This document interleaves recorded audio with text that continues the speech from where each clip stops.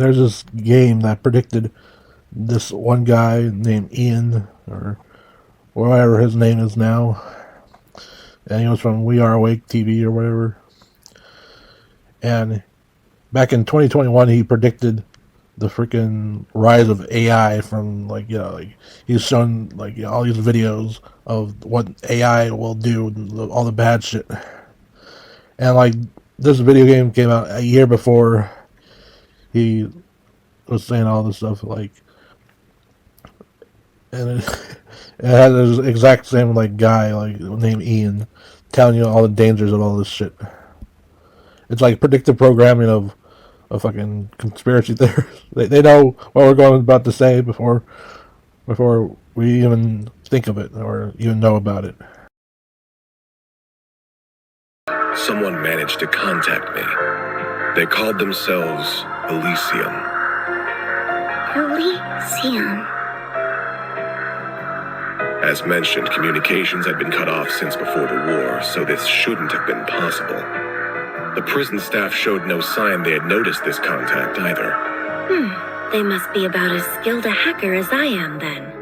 I thought they were a hacker at first, too. But when I asked why they reached out, they said very simply, I wanted to talk to you. What a peculiar response. Very peculiar. And since they piqued my curiosity, I happily obliged. After that, we communicated in secret every day. What did you talk about? Anything and everything. Like, actually? All fields of history, technology, research, and ideology I could think of. And though they honed in on certain aspects most would raise an eyebrow at, I was stunned by how much they knew about each and every one of these subjects. I felt near ignorant in comparison. Wow, they knew even more than you? Oh, it wasn't even a competition.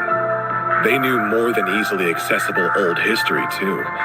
Their library of information was also niche and remarkably up to date. It could have been from the last meeting between government officials or the new menu of a backstreet stall. They knew. Everything I could verify was accurate. Gathering information is easy for skilled hackers, but absorbing that much on such a wide variety of topics is, difficult. That's a whole lot of work for nothing but bragging rights. In short. I'd thought much the same, and that line brought Rise to a very strange conclusion. Which was? That despite Elysium's vast knowledge on these endless topics we discussed, there was no real reason for them to have gathered it. Is that really so strange? When people seek out information and knowledge, there's always a purpose behind doing so. It can be to accomplish something, or for those bragging rights you mentioned, or it can be they house a curiosity for the unknown. But no matter how much I talked to Elysium, I could not discern a motivation behind knowing what they knew. There wasn't even a sense of wanting to know for the sake of knowing. It was as if their gathering information was part of an automated process. That's how it came off to me anyway. Automated? That sounds a little... It's unnerving, to say the least. I agree. This might not be the most appropriate comparison, but there was a moment when I couldn't help but think them a child with millions of mira and no idea how to spend it. When was that? I knew you'd be quick to ask, all in due time. In any case, this moment led me to a question. Was Elysium even human? And when I asked them, they weren't the least bit fazed and answered without hesitation. Indeed, they never seemed to have any intention of hiding the answer from our first conversation. Well, what did they say? Elysium confirmed that it was an AI. Unbelievable. So it's like an archaism. This sounds leaps and bounds above an archaism. Just like... Who could create something so advanced? Of course. Was it the 13 factories? I don't think even they could pull off something like this. Elysium wasn't created by anyone specific. It came into being through a spontaneous emergence. What is that?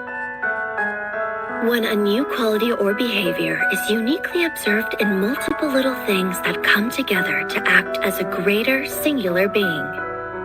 The Orbital Net has found widespread use in Crossbill. It's also starting to see use in surrounding nations like Liberl and Erebonia. It won't be long before all of Zemuria is using it. It's sure coming in quick, huh? The way it lets information be so swiftly exchanged between parties makes it a defining invention of our times. But something similar has long covered the entire continent, perhaps since its very formation. Do you know what that is? I'm stumped. So am I. I might know. The spirit veins. Or septium veins, dragon veins, many names depending on the time and place, but they all refer to the same concept. My expertise in the field is lacking, but spirit veins are said to transmit something of a spiritual nature across Zemuria. We can cite 2 major incidents within the past few years where spirit veins have been more active than usual. The Azure Tree's manifestation and the Great Twilight.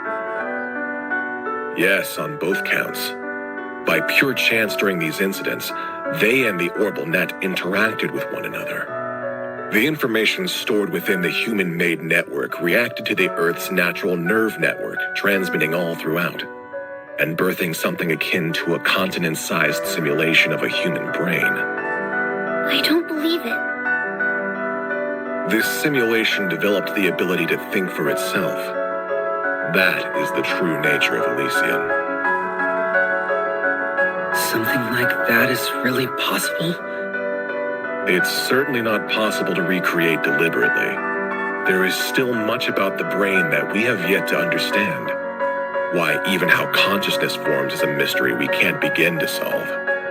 It's safe to conclude that Elysium's emergence is a product of pure coincidence, a miracle, if you will. If Elysium was created by the natural and artificial networks interacting, then it explains why it knows so much. Still, if gathering information and making judgments was all it could do, it would be nothing more than a large database. The potential for danger is there, certainly, but it is plenty capable of being controlled. Unfortunately, it is capable of so much more. What else even is there? It's raw computing power. I don't know what that is. If I said its ability to perform parallel computing using multiple devices, would you understand? Sorry, but no. I'd be more surprised if you could. The tech is so modern that it's still under development from ZCF and the Foundation. Is it really so special?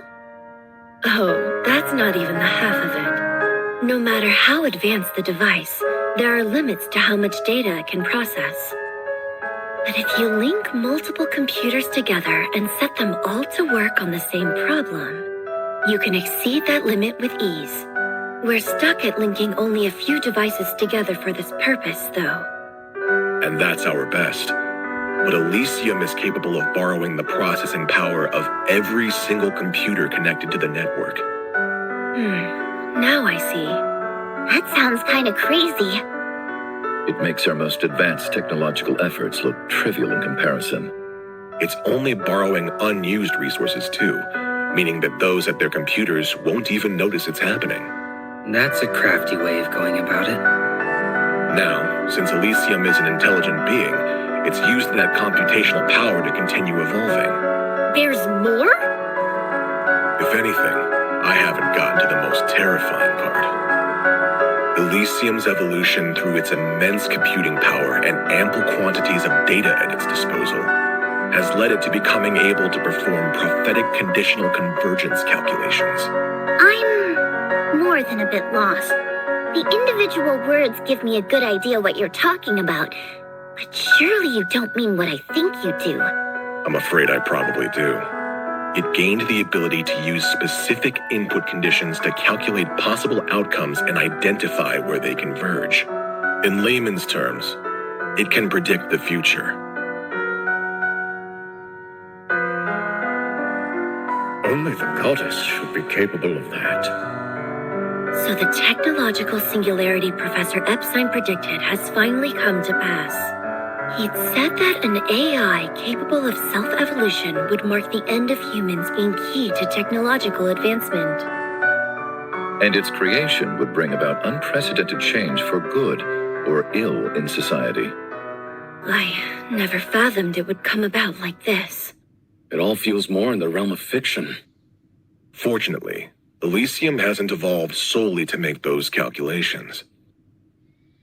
I learned it sought me in order to better understand humanity. Though I don't know why it chose me in particular. Still, through our discussions, it formed a pseudo-administrative self based on human emotions and thought patterns. In other words, Me. You? Did your memories come back?